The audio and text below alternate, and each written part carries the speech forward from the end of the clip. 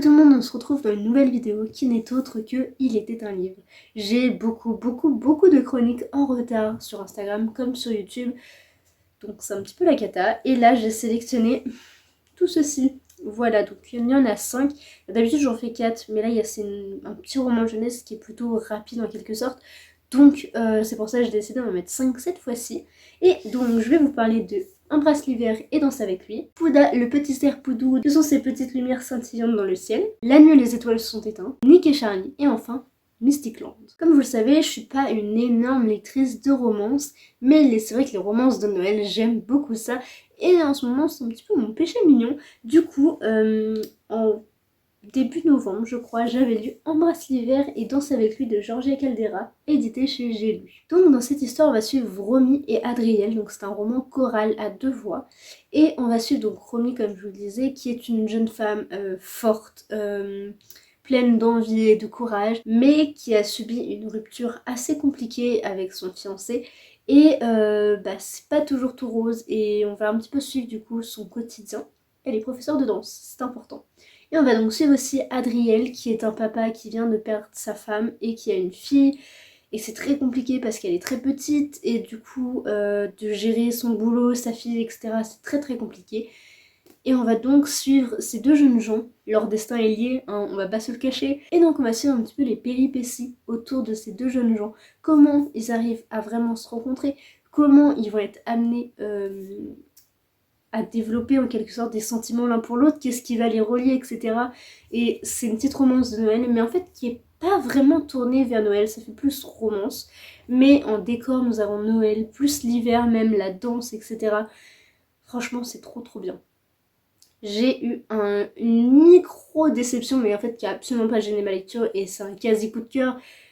J'ai rarement des coups de cœur pour les romances. Mais voilà, mais en tout cas c'est un quasi coup de cœur. Et du coup ma micro déception je dirais c'est qu'il n'y a pas assez de danse. Mais c'était pas un roman sur la danse. Donc c'est normal.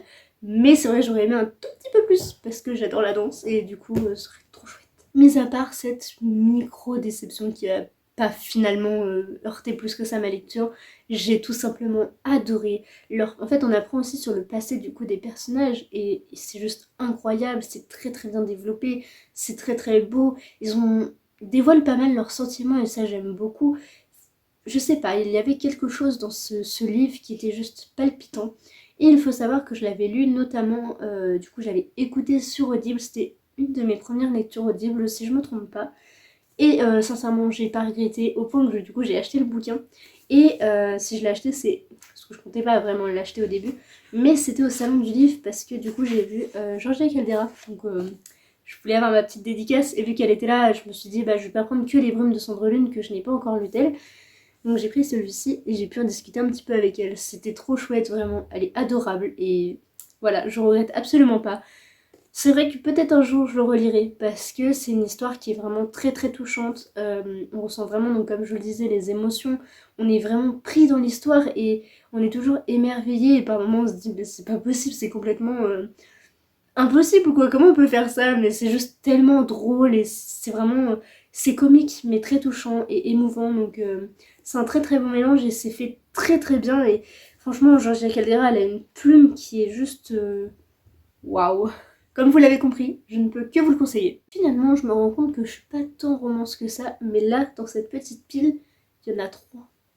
Comment c'est possible que j'ai lu autant de romances? Vraiment, je sais pas. Ensuite, je voudrais vous parler donc de Nick et Charlie que j'ai lu quasiment à sa sortie. Mais j'ai fait une petite erreur. Comme vous le savez, du coup, c'est 2 novellas tirées de l'univers de Heartstopper, qui est donc écrit par Alice Oseman, pardon, édité chez Hachette Roman.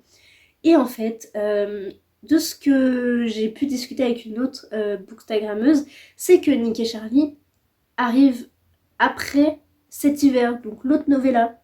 Parce que la novella du coup de cet hiver, c'est le premier Noël qui passe ensemble. Et là en fait c'est à la fin du lycée quoi, et donc c'est 2 ans après si je me trompe pas. Et du coup je les ai lus à l'envers. Après je vais pas vous le cacher, ça heurte pas du tout notre lecture, et moi ça m'a absolument pas choqué. Hein. Elle me l'aurait pas dit, je l'aurais pas remarqué, mais du coup on a pu en discuter, et c'est vrai que ça paraît logique d'un coup. Mais, mais moi je m'en étais absolument pas rendu compte. Après je les ai lus bien séparément, donc j'ai pas forcément pensé. Et j'ai lu la saga Heartstopper tout de suite, du coup bah j'ai plus toutes les références, on va dire, de chronologie. Je sais les événements, mais je sais plus l'ordre du temps, on va dire, un truc comme ça. Mais bon, bref, du coup, dans cette petite histoire, on va suivre Nick et Charlie qui vivent une période un petit peu compliquée parce que Nick est donc en terminale et Charlie donc en première si je me trompe pas, et Nick s'apprête à partir à l'université à la fin de sa terminale et Charlie le vit très très mal parce que partir à l'université c'est quand même changer de ville, changer de chez soi, rencontrer de nouvelles personnes, etc., etc., et ça fait énormément de changements et pour Charlie c'est difficilement envisageable puisqu'ils vivent une relation mais passionnelle et ils se voient tous les jours en fait, tous les jours à l'école, chez eux, enfin tout le temps, tout le temps, tout le temps, ils sont presque H24 ensemble et le fait de rompre en quelque sorte ce lien qu'ils avaient tous les jours, pour lui c'est très compliqué, pour Nick aussi évidemment, mais lui il a hâte d'aller à l'université, de rencontrer de nouvelles personnes, de vivre une expérience en fait, et c'est vrai que pour Charlie c'est compliqué à accepter. Et donc c'est ce qu'on va suivre un petit peu donc, dans cette novella, et on va voir un petit peu donc, toute la réflexion autour de l'université, de comment les personnes le ressentent en fait quand tu pars à l'université, parce que j'ai aussi vécu, du coup je sais ce que je dis. Donc quand tu pars à l'université, la période d'inscription, etc., comment t'envisages ton futur, si tu choisis bien tes études aussi, par rapport aux gens qui sont autour de toi, donc ta famille, mais aussi tes amis, tes petits amis, etc. Enfin, vous m'avez compris. Et c'est vrai que c'est un livre qui est rempli de réflexions, très belle et très réaliste en fait, et c'est ça que j'ai beaucoup beaucoup aimé. C'est loin d'être un coup de cœur, c'est vrai que j'ai eu un peu de mal au fait qu'ils soient pas d'accord et qu'il y ait une espèce de rupture entre eux. Je parle pas rupture, mais niveau émotion et compréhension, c'était un peu compliqué. Et c'est vrai que je l'ai peut-être pas lu à la meilleure période, parce que des fois, on peut lire des trucs qui sont rupture en quelque sorte, et c'est moins dérangeant, mais là, j'avais pas envie d'un livre triste, mais c'était un petit peu triste quand même. Mais ça se finit bien, normalement, si je me souviens bien. Mais voilà, c'était quand même une très très bonne lecture et je regrette absolument pas de l'avoir découverte. Et puis ça complète du coup, et ça ne fait qu'agrandir l'univers d'Heartstopper, et j'adore ça. Alice Oseman me transporte dans tous les cas, donc voilà. Avec des livres de romance, je trouve que c'est plus compliqué d'avoir des bases en quelque sorte, parce que quand je parle de fantasy ou fantastique, je me dis, je parle des personnages, après l'univers, après ci, ça, ça. Et en fait, du coup, là, c'est un peu déstabilisé, donc on voulait pas, si je fais pas extrêmement bien en romance, mais je fais de mon mieux. Ensuite, je voudrais vous parler d'un énorme coup de cœur, mais genre, attention, énorme coup de cœur, je vous fais un énorme bip bip là parce que vous devez le lire, absolument. Franchement, prenez cette résolution de 2022 de lire ce livre. Il s'agit donc de La nuit où les étoiles sont éteintes de Marie Alino et Nin Gorman, édité chez Albin Michel. Sincèrement, que dire, c'est waouh, juste waouh. C'est une lecture qui a été passionnante, palpitante, émouvante, mais aussi destructrice. Clairement, ça m'a brisé le cœur et juste waouh. Par contre, je tiens à vous faire un trigger warning du coup, comme il y a au début, je vais d'ailleurs vous la lire parce que c'est important de le savoir et c'est important de ne pas jeter dans des livres sans un petit peu connaître quoi. Donc déjà c'est à partir de saison, donc ça faut le savoir. Je vous l'avais déjà dit mais je vous le redis parce que c'est très important. Donc au début du livre il y a un avertissement et c'est écrit: nous informons nos lecteurs lectrices que ce roman aborde des sujets difficiles tels que le viol, les violences sur mineurs, la consommation de drogue et d'alcool, le suicide ainsi que la LGBT-phobie. La lecture peut donc être douloureuse et pour les personnes ayant vécu ces traumatismes. Pour celles et ceux qui souhaitent pas lire ces passages, les étoiles noires, donc c'est une étoile remplie qui est toute noire quoi, annonce la présence d'un trigger warning au début des chapitres contenant des scènes difficiles. Pour vous donner une petite idée, là on voit pas très bien, je vais vous montrer un début de chapitre. Voilà, donc là en fait l'entête de chapitre se présente comme ceci à chaque fois, bon elle évolue un petit peu, et là on a toujours une petite étoile, donc celle-ci est blanche, enfin elle est transparente en quelque sorte, et donc je trouve jamais les chapitres avec des étoiles pleines, mais les étoiles qui sont donc pleines elles sont toutes noires en fait. Si j'arrivais à en trouver un, ce serait cool. Voici donc les moments où il y a des petites étoiles noires. Voilà, donc, j'espère que ça vous aidera si jamais vous vouliez vous le lire. Donc vraiment faites attention si vous n'êtes pas averti ou que vous êtes sensible ou ce genre de choses en fait. Vraiment faites attention parce que c'est vrai qu'il est assez violent quand même, il faut s'accrocher. Par exemple, quand on a vécu des trucs très compliqués, il y a des moments où tu l'as là et tu fais mais du coup tu lis quand même parce que c'est vraiment tellement bien décrit, tellement passionnant et c'est tellement... En fait, les émotions ressortent et vraiment, c'est juste magnifique.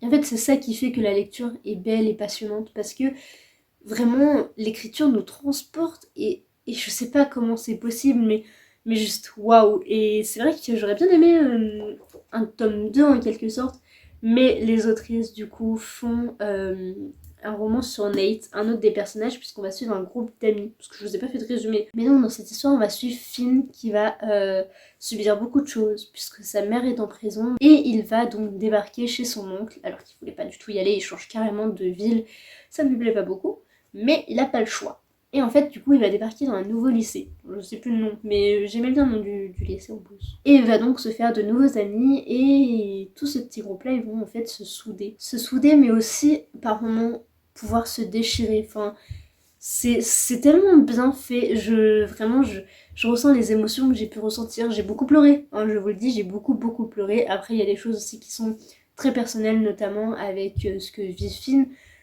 Bon, loin de là, la prison, etc. Mais il y a des choses quand même que j'ai ressenties, etc. Et c'était juste incroyable. Je vous dis ça depuis une demi-heure, mais c'est pas grave. Vous allez vous dire, oui, d'accord, on a compris, il est incroyable, il faut le lire. Mais, sincèrement, il n'y a pas vraiment d'univers parce que ça se passe dans notre monde, mais on est transporté aux USA et ça c'est trop chouette vraiment. J'aime vraiment beaucoup suivre leur petit périple parce que du coup ce groupe d'amis un été va se décider et ils vont partir faire un road trip. Ils vont partir donc de la Nouvelle-Orléans, ils vont faire Memphis, Nashville, Bloomington, Cincinnati et Chicago, donc leur point d'atterrissage, d'arrivage, bref, vous avez compris.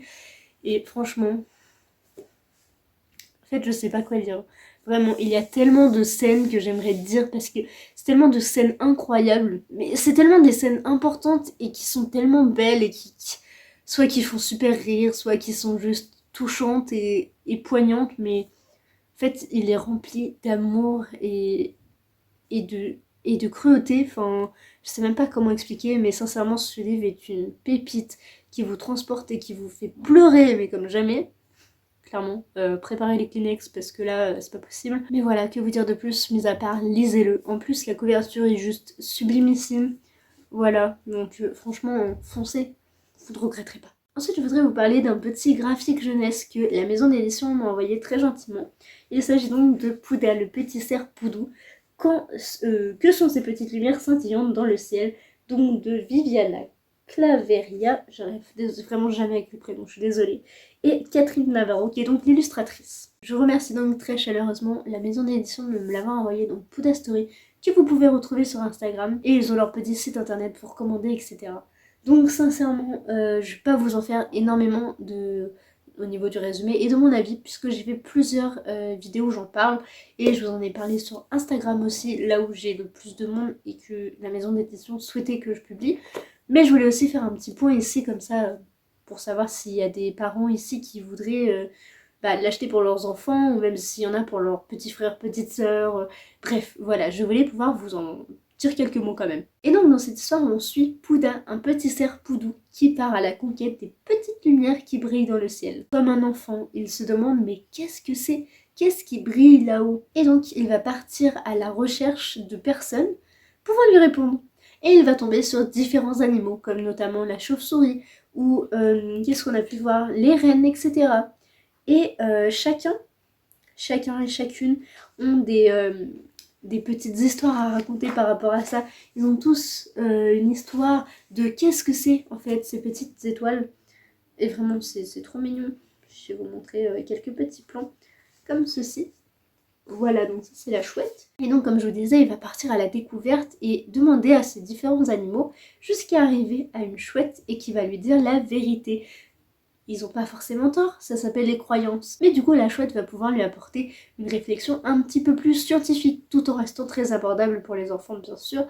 Et ça c'est vraiment trop choupi et c'est juste trop bien parce que du coup pour les enfants c'est très ludique et ils vont pouvoir découvrir donc ce que sont ces petites lumières dans le ciel, mais aussi tout en ayant une petite histoire toute mignonne et quelques petites histoires à l'intérieur de l'histoire pour dire qu'est-ce que c'est par rapport aux reines, etc. Et c'est trop chouette. Et avoir quand même à la fin la vérité de ce que c'est. La vérité, parce qu'on sait pas, en fait, on ne sait pas. Donc voilà, je trouve ça vraiment trop chouette de pouvoir faire découvrir aux enfants sous forme ludique, pardon, qu'est-ce que c'est en fait la nature. Et donc là, c'est notamment basé sur les étoiles, chose que j'adore. Donc c'était une occasion rêvée pour pouvoir le découvrir et pouvoir le faire découvrir quand j'irai mon petit cousin ou d'autres personnes, je ne sais pas, on verra. Mais en tout cas, j'étais trop contente de pouvoir le lire et je remercie vraiment beaucoup la maison d'édition. Et enfin, je voulais parler donc d'un roman graphique aussi qui n'est autre que Mysticland, donc de Laia Lopez et Marta Alvarez, c'est bien ça, édité chez, encore une fois, Hachette Roman. Donc dans cette histoire que j'ai un petit peu de mal à résumer, on va arriver dans un royaume féerique, rempli donc de fées, de nymphes, de naïades, qu'est-ce qu'ils disent d'autre? Pas du tout. De créatures magiques, quoi. Et franchement, rien que le paysage de l'univers, genre tout est trop beau. Je sais pas si nous avons quelques petites planches que je pourrais vous montrer sans vous spoiler. Comme ceci par exemple, c'est un décor genre trop beau, mais bref, je ne vous en montre pas plus parce que je ne veux pas vous spoiler, mais rien que la couverture est sublime. Et donc on va suivre 5 jeunes filles bien différentes. Donc on a 2 princesses, une qu'on ne peut pas voir en fait, que les habitants de Mysticland ne peuvent pas voir parce qu'elle est enfermée dans une tour, un peu à la réponse. Une autre, donc la princesse que tout le monde voit. Ensuite, il y a une pâtissière, une comédienne et une styliste. Et donc le monde, le royaume de Mysticland est plongé dans un profond sommeil pendant quelques temps. Et donc ces 5 jeunes femmes ne vont pas être touchées par cet endormissement. Ça se dit ça. Bon, bref, je sais pas. Mais elles vont donc se retrouver toutes les 5 debout et elles vont se rencontrer. Et en fait, elles vont devoir partir à la recherche de pourquoi et qu'est-ce qui se passe en vérité. Voilà un petit peu le topo de l'histoire. Comme vous le voyez, c'est un peu compliqué à résumer parce que, en fait, je sais pas forcément comment vous dire tellement c'est vaste et riche. Mais j'ai peur de vous spoiler, du coup je préfère ne pas trop en dire et du coup je bafouille un petit peu. Mais bon, tant pis, j'espère que vous avez compris, sinon il y a le résumé que vous pouvez trouver en barre d'infos ou sur internet, etc. Et donc sincèrement, c'était trop bien, j'ai adoré. Alors, il faut savoir que j'avais commencé ce petit livre le 3 novembre, si je me trompe pas, c'était le lendemain du vernissage en fait avec Babelio. Et j'avais commencé parce que j'avais oublié mon livre et qu'il était court et je me suis dit je pourrais le lire en une journée. Mais en fait, j'ai pas du tout réussi à le lire, j'étais pas du tout dedans, c'était pas mon mood actuel. Et au final, j'avais lu 30 pages, mais en vérité, je trouvais ça moyen et j'étais pas trop dedans.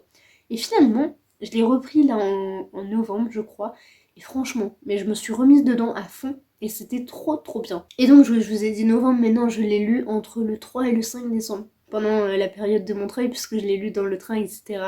Et sincèrement, j'ai adoré. C'est une histoire qui est carrément palpitante, prenante et attachante. Vraiment, j'ai adoré pouvoir suivre ces 5 jeunes femmes. Et en fait, tous les pouvoirs magiques qu'il y a dans ce monde, et tout ce qui peut se passer, etc. Et même les retournements de situation, etc. C'était juste génial, j'ai adoré. Sincèrement, tout est bien dans ce monde, que ce soit les personnages, l'univers, les pouvoirs, etc. Genre, vraiment, tout est incroyable. Et j'ai adoré, c'est un coup de cœur, mais je dis pas que c'est mon coup de cœur de l'année, mais c'était un coup de cœur quand même. J'ai vraiment adoré cette petite histoire, donc de Laia Lopez principalement. Et voilà, c'était trop. Voilà donc pour ce petit Il était un livre. J'espère que ça vous aura plu. C'était 5 de mes lectures donc de novembre-décembre. J'ai beaucoup de retard, certes, mais c'est vrai qu'entre déjà Montreuil, après il y a eu Noël et tout ce qui s'ensuit, donc c'était très compliqué. J'étais pas chez moi, je suis tout le temps appelée, etc. J'ai mon service civique en même temps. Non pas que ça me prenne énormément de temps, enfin par rapport à d'autres, ça va, je vais pas à me plaindre. Mais c'est vrai que j'ai quand même du temps qui saute, et là, plus les partiels qui reviennent, enfin qui sont là, et que j'en ai déjà passé, bah du coup, c'est vrai que j'ai pas eu beaucoup de temps en fait pour vous tourner de vidéos, et du coup, c'est vrai que j'ai eu beaucoup de retard. Mais du coup, je suis quand même contente de vous les avoir présentés, j'espère que ça vous aura plu. N'hésitez pas à me dire si vous en avez lu, ou si certains vous tentent, et j'espère vous avoir tenté donc pour les découvrir, parce que c'était que des bonnes lectures. Je vous souhaite une excellente journée, je vous dis à très vite. Bye!